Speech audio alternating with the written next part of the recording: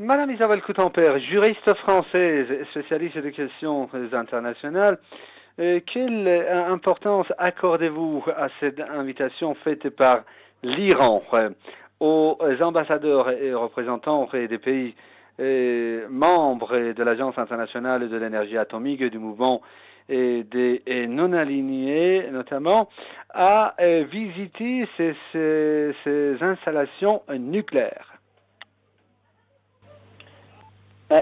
Je trouve que, d'abord, c'est tout à fait normal que la République islamique d'Iran montre ses installations pour contredire les affirmations et les préjugés diffusés par les canaux impérialistes, on va dire, prétendant que l'Iran chercherait à cacher des projets militaires agressifs, etc. Bon.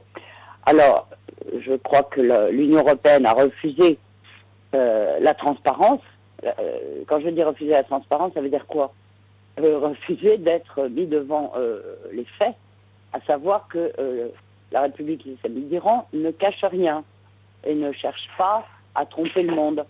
La mauvaise foi, elle n'est pas du tout du côté d'Iran, elle est du côté des Occidentaux, qui ont leurs propres intérêts, mais qui les déguisent sous des accusations injustifiées, mais en utilisant évidemment les canaux dominants d'information dans le monde entier, font ce qu'on appelle de la désinformation. Et pour prétendre continuer cette désinformation, ne veulent pas se trouver contredits par les faits, à savoir que l'Iran ne cherche pas à cacher quoi que ce soit.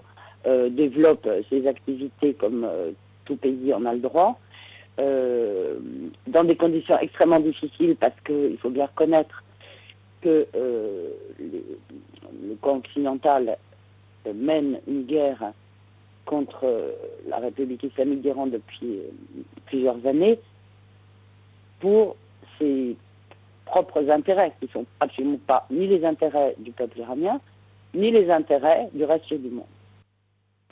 Madame Coutan-Père, comme vous l'avez très bien remarqué, l'Union européenne a refusé de répondre favorablement à ce geste de bonne volonté de la République islamique d'Iran. C'était pareil également pour certains autres pays qui ont suivi l'Union européenne dans ce refus de venir et d'accepter cette invitation iranienne et de venir visiter ces installations nucléaires. Considérez-vous de ce refus comme une tentative de vouloir ne pas permettre en quelque sorte la solution négociée et diplomatique de la question du nucléaire iranien, de refuser la transparence, comme vous le dites? C'est un refus qui prouve la mauvaise foi et la manipulation des opinions publiques, parce que il n'y a strictement aucune raison de refuser d'aller voir.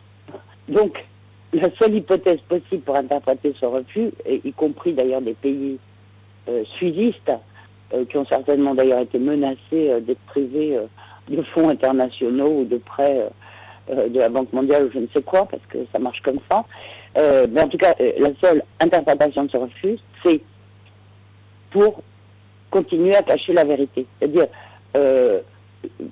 ne pas accepter d'aller constater que ce que dit l'Iran, c'est la vérité, c'est donc la preuve qu'il cherche à continuer à mentir.